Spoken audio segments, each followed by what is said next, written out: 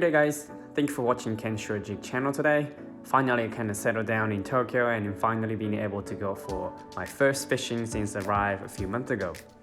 Today I want to show you some tips of rod actions for poppers and metal jigs for those who has never done a shore jig or just started. So I drove down southwest from Tokyo, a place called Izu. Even Japan is in the winter season, there are a lot of fishermen, and I only been places where I can be alone or I can maintain more than 5 square meters away from the other people. And here's the first place. I arrived this port around 5 p.m. just before it gets dark and hoping to see some fish chasing baits. Isn't this beautiful scenery? And here's my favorite popper.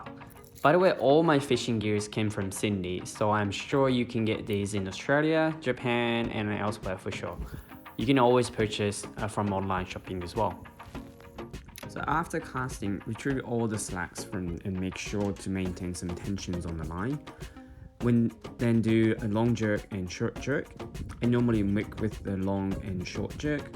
Make sure your rod tip is facing towards water for top lures, otherwise the top lures will not do a proper action for you.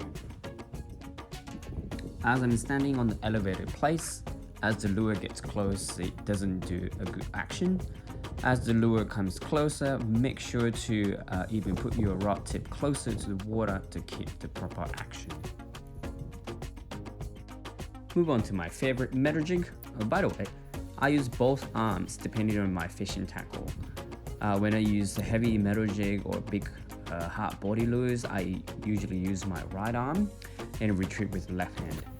And when I use the light shore jigging tackle, I normally use left arm. This is because I used to do a bass fishing since kid, and I'm more used to use the left arm for the sensitive and small actions, while I'm more confident with my right arm for the big fish fight. And when metal is falling, make sure you keep the line tension to not let the wind takes your lines too much or unnecessarily. This helps snagging, as you can control the metal jig while falling, as well as you will know when the metal jig touches the bottom. Also, you can know that a fish tracks while falling as well. And this is called side jerk. Metal jig flies horizontally in the water. Change the speed from fast to slow or vice versa to find the speed that the fish can chase your jig. Also helps your arms because you get too tired from the one pitch jerk as well. Now move on to one pitch jerk. I'll show you 2 ways of rod actions. This is the one pitch jerk with elbow.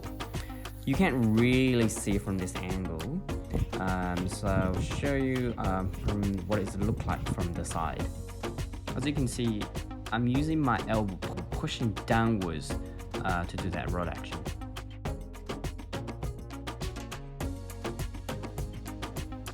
And this is the normal one pitch jerk.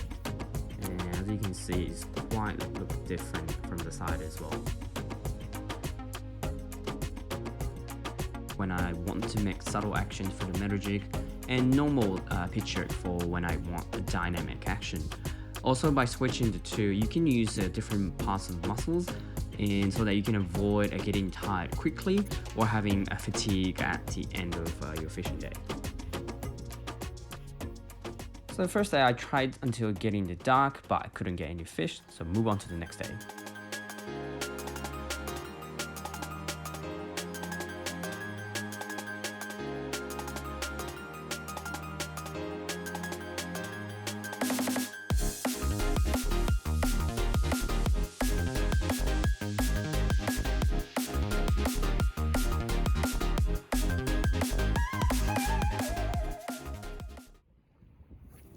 Next morning, I probably woke up like 4:30 in the morning, and it was already people down at the harbour, so I kind of move around to just avoid crowds, and I found this place there was no one's doing fishing, so I hope that there was a good place.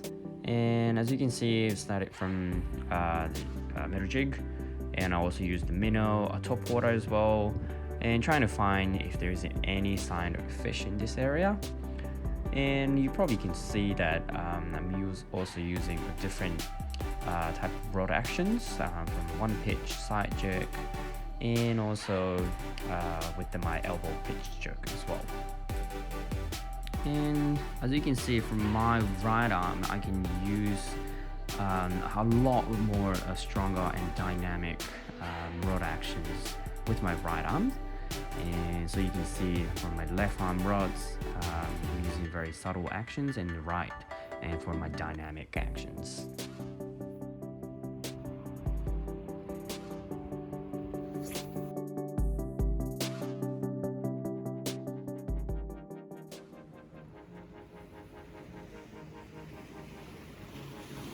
Oh yeah, this looks really good, doesn't it? And amazing view.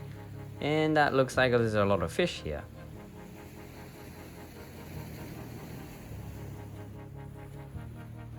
Since I don't know this place, just started with a minnow in the beginning, and just to see what does it look like in the water. By the way, this place was very slippery, so I'm kind of casting very awkward position. Also, make sure you look back before you cast to make sure there's no one standing behind you, and or look at surroundings to make sure that you don't hit your lures to anyone or anything, just to avoid any injuries. And also make sure to put your life jackets on. I'm using this West type as well.